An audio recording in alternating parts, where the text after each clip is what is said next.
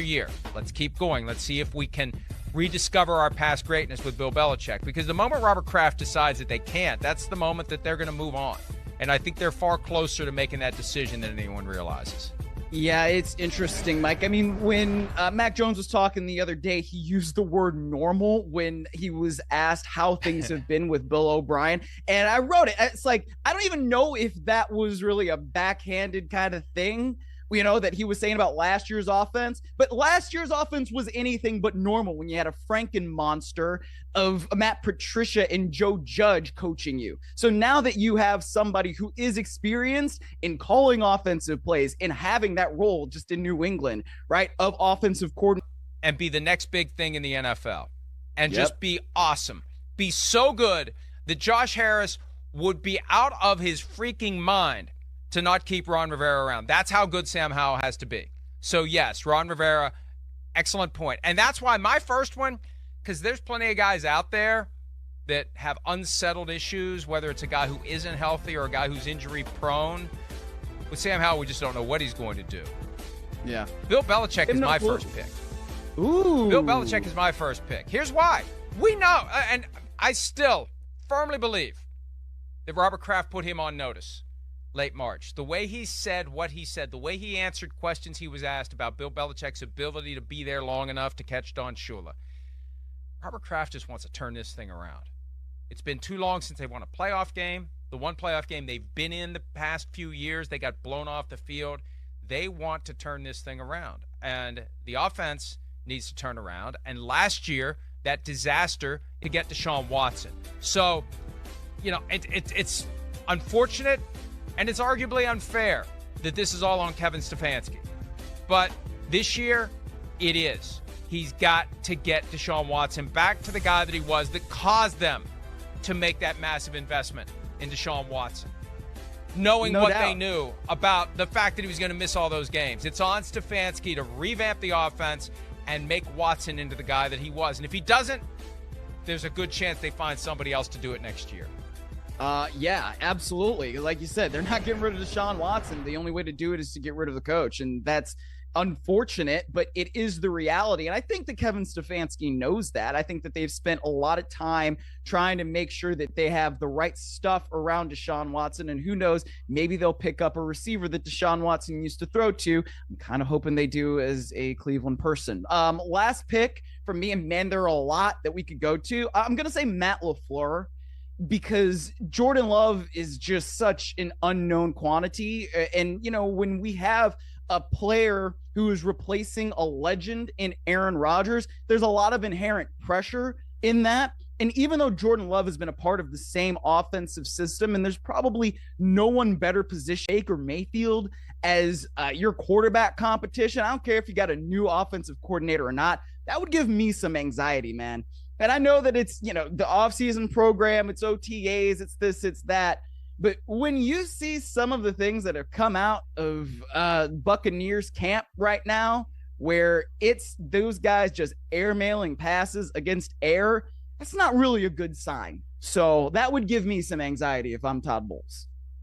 Well, and the one thing we know about the Buccaneers, they do not hesitate to fire coaches. And the whole circumstances of how he got the job, the way this quarterback situation goes may be tied very closely to the way things go for Todd Bowles, getting yet another year beyond 2023. I'm going to go Steven Stefanski or Kevin Stefanski. See, Tom, see how hard it is, Tom, when you're speaking extemporaneously? Sometimes you'll say Steven Stefanski instead of Kevin Stefanski. Of your Cleveland Browns, Miles, here's why. Here's why.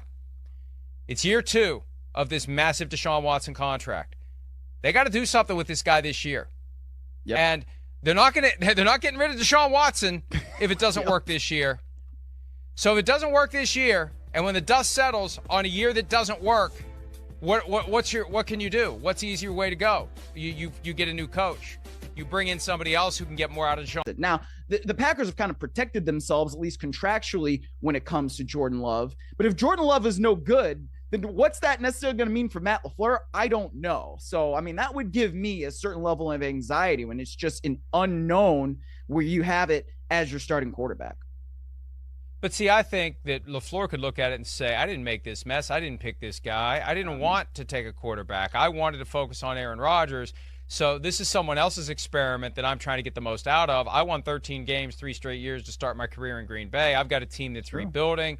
I've got a team that isn't in a position where it has high expectations. So if it doesn't work out, we'll find somebody else, and then I'll be anxious. I won't be anxious with this one. I'll be anxious with the next one. Mike McDaniel is the easy one because of Tua and Tua's inability to avoid concussions. It's almost so obvious I've been trying to avoid it. I want to be a little more pro to the NFL. Kansas City, where it's like, man, this guy's good, but he's probably a distant second to worrying which of your players is next to be suspended for violating the gambling policy because the Lions didn't do a great job of making sure their guys knew what they could and couldn't do. I mean, they've had they're up to 4, and there's a 5th under investigation. At a certain point, the F's on the report card are on the teacher, not the student. So I saw the quote yesterday. He's re-educating. I don't know that implies they educated in the first place. I don't know the quality of education the first time around, given the number of guys who have been suspended. What was I saying? He's got to get the 24 votes to be approved as minority owner of the Raiders. And one of the things that was mentioned recently by Vincent Bonsignore, my paisano, Vini Bonsignore, I'm Italian, I'm allowed to do that. He mentioned that it's possible. He mentioned that it's possible that before anyone votes in favor of him buying a piece of the Raiders, they're going to want to commit them. And there's a chance last year was a fluke, that last year was an aberration, and he regresses this year. They weren't expected to keep him more than 2 years. It was just the remaining guaranteed money under the contract they picked up a first-round pick for to take away from the Rams, who will rid us of this meddlesome contract. The Lions did, and they got a first-round pick for doing so. So if I'm Dan Campbell and I'm thinking about this team that I have that is pretty damn good on both sides of the ball, what's the one way this can go haywire? It's Jared Goff not playing like he did last year. Yeah, that's true. And you know what? Jared Goff has shown an ability that he can take a team to the Super Bowl. It's just that, once they were in that Super Bowl, it was arguably the worst Super Bowl of all time. So I think that Jared Goff right now is in a position with Ben Johnson still as that offensive coordinator there in Detroit where he can get this team to where it needs to be. Now, I go back, Miles, to what he told Jim Gray. When Jim Gray said to him on the Let's Go podcast, you said once upon a time you will retire when you suck. You don't suck. Why are you retiring? And he essentially said, I believed it when I said it.